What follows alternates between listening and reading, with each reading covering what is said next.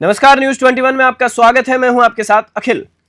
जयपुर के भागरोटा थाने की मुकुंदपुरा पुलिस चौकी में हेड कांस्टेबल बाबूलाल गोठवाल द्वारा आत्महत्या करने के मामले में अब कई बड़े खुलासे हुए हैं। गुरुवार को बाबूलाल ने फंदे से लटककर आत्महत्या कर ली थी और इससे पहले उन्होंने 6 पन्नों का सुसाइड नोट लिखा, जिसे उन्होंने अपने बैच के सोशल मीडिया ग्रुप और कुछ परिचितों को भेजा। सुसाइड नोट में बाबूलाल ने भागरोटा थाने में दर्ज 3 प्रकरणों की सीबीआई जांच की मांग की है और कई वरिष्ठ पुलिस अधिकारियों पर भी गंभीर आरोप लगाए हैं।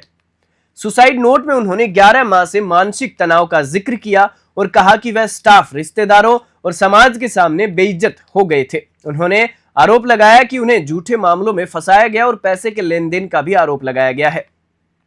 एसएमएस अस्पताल के बाहर 3 दिनों से आंदोलन और धरना जारी है। परिवार वाले और स्थानीय लोग दोषियों की गिरफ्तारी और सजा की मांग कर रहे हैं।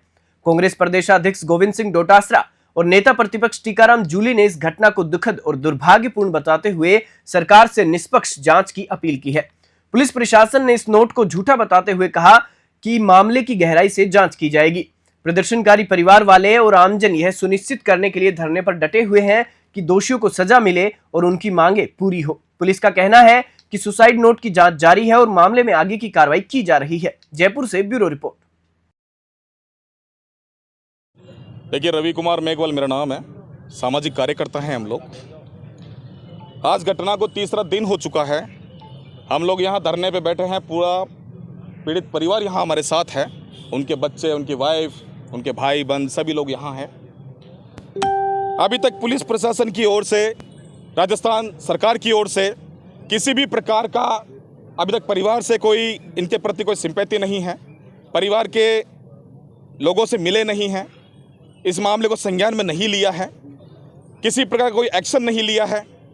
सुसाइड नोट हमारे पास है, प्रशासन के पास में है, फिर भी प्रशासन ये कहता है। हम लोग न्याय के लिए यहाँ बैठे हैं। ये तमाम जो जनता बैठी है, भूखे प्यासे सड़कों पे यहाँ बैठी है। धूप देखिए, लोगों के पसीने आ रहे हैं, लोग परेशान हो रहे हैं। पीड़ित परिवार की हालत देखिए, महिलाएं, उनके आंसू नहीं थम रहे, उनका दर्द देखिए आप। लेकिन प्रशासन के, पुलिस का विभाग का व्यक्ति चला जाता है, पुलिस बिल्कुल भी किसी भी प्रकार से कोई एक्शन में नहीं है। सर, वो कौन सा प्रशासन है जो आपके ऊपर दबाव डाल रहा है इस धरने को? देखिए, पुलिस प्रशासन के जो आला अधिकारी हैं, जो बड़े बड़े अधिकारी हैं, उन सभी का दबाव है। कभी हमारे किसी साथी को भेज करके हमारे बीच में ला करके, कभी किसी और के माध्यम से, क्या आप इस धरने को समाप्त कीजिए। आप लोग इस मामले को बढ़ा रहे हैं, आप लोग पुल दे रहे हैं। अगर आप लोग नहीं करते हैं तो हम आपके ऊपर मुकदमा चलाएंगे। पुलिस प्रशासन आपके खिलाफ एफआईआर दर्ज करने की कह रहा है, जबकि एफआईआर ऑलरेडी दर्ज है।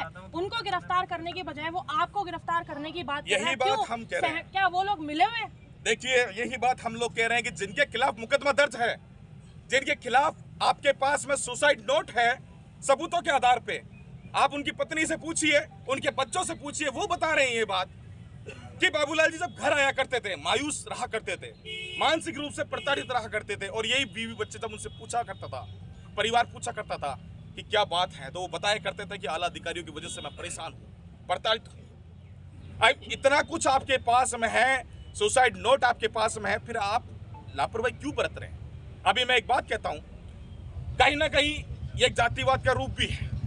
वो इसलिए कहूँगा मैं कि अगर आज हमारे, जहां बात आई जगदीश व्यास की, जहां बात आई आशुतोष शर्मा की, या अन्य जो आरोपी हैं, अगर यहाँ किसी SC ST का कोई ये चेहरा होता, ये अधिकारी होते ना, तो मैं समझता हूँ अब तक गिरफ्तार हो गए होते, सस्पेंड हो गए होते, उन पर कार्रवाई हो चुकी होती। अगर मैं ये कहता हूँ इन अधिकारियों की जगह कोई आम आदमी होता, आपके जैसा, हमारे जैसा, तो उन्हें गिरफ्तार कर लिया जाता, उनके ऊपर कार्रवाई हो चुकी होती। लेकिन ये अधिकारी है एडिशनल लेवल के, डिप्टी लेवल के, पुलिस विभाग के अधिकारी हैं, तो प्रशासन कहीं ना कहीं सरकार की, इनकी मिली भगत है। एक बात और कहूंगा मैं आपके माध्यम से, हमारे बीच में बहुत सारी बातें आई कि कहीं ना कहीं जो अनिल शर्मा है, आशुतोष सिंह है, जगदीश व्यास है, ये अधिकारी कहीं ना कहीं इनके जो संपर्क है, राजस्थान की सरकार में बैठे भजनलाल शर्मा है, दिया कुमारी है, इनके तार वहां जुड़े हुए हैं। ये हमारे पास ये बातें आई है कि इनके संपर्क वहां है, ये सह वहां से मिल रही है, ये दबाव वहां से पैदा किया जा रहा है कि ये उनके संपर्क में है, उनके खास है। यहाँ के जो प्रभारी है, जो पंत जी हैं, क्या नाम है उनका, सुधांशु पंत, जो चीफ सेक्रेटरी हैं, उनके नजदीकी बताए जा रहे हैं। मुख्यमंत्री भजनलाल जी जो कि पर्ची सरकार से चुन करके आए हैं, उनके नजदीकी बताए जा रहे हैं। तो ये बातें हमारे सामने आ रही है और ये दबाव वहीं से पैदा किया एक व्यक्ति किसी दबाव में आकर ही इतना बड़ा कदम उठाता है और अपनी जीवन लीला को समाप्त करता है। किसी भी पुलिस प्रशासन को ये पूछ लिया जाए कि आप ड्यूटी करते हुए फांसी लगा सकते हो क्या? इतना आसान नहीं है, फिर इतना आसान नहीं है। तो ये झूठा कैसे बताया जा रहा है? ये झूठा बताया जा रहा है। पुलिस ये कह रही है कि उनका कहीं कोई कनेक्शन नहीं है, पुलिस ये कह रही है। हम कह रहे हैं आपके पास में रिपोर्ट दर्ज हो चुकी है, तमाम संगीन धाराओं में मुकदमा दर्ज हो चुका है। हम कह रहे हैं आपके पास सबूत के आधार पर सुसाइड नोट है। हम कहते हैं 24 घंटे के भीतर आप इस सुसाइड नोट की एफएसएल करवाइए, रिपोर्ट लेके आइए, सीबीआई जांच करवाइए इसकी। आप आखिर ऐसी कौन सी अपराधियों को गिरफ्तार क्यों नहीं कर रहे आप? और मैं आपको बता रहा हूं, कहीं ना कहीं इस प्रशासन का, उन आरोपियों का, इस राजस्थान सरकार के, इनके मिलीभगत होने की वजह से एक मामला एक हुआ था, एक घटना घटी थी के अंदर बाबूलाल जी ने ईमानदारी से अपना काम किया था। इन अधिकारियों ने प्रेशर किया था और आज उस प्रेशर के चलते, उस दबाव के चलते ऐसा कड़ा कदम उठाया है। अब आप लोगों की क्या मांग है? हमारी जो मुख्य मांग है, मैं आपको बता देना चाहता हूं आपके मीडिया चैनल के माध्यम से, चारों आरोपियों की गिरफ्तारी हम लोग चाहते हैं। गिरफ्तार नहीं होंगे, हम लोग धरना समाप्त नहीं करेंगे। तमाम एक अधिक भीड़ की तादाद यहाँ बढ़ रही है। हम लोग ये आंदोलन ये बड़ा होने जा रहा है, ये बहुत बड़ा तूल पकड़ेगा, मैं कह देना चाहता हूँ।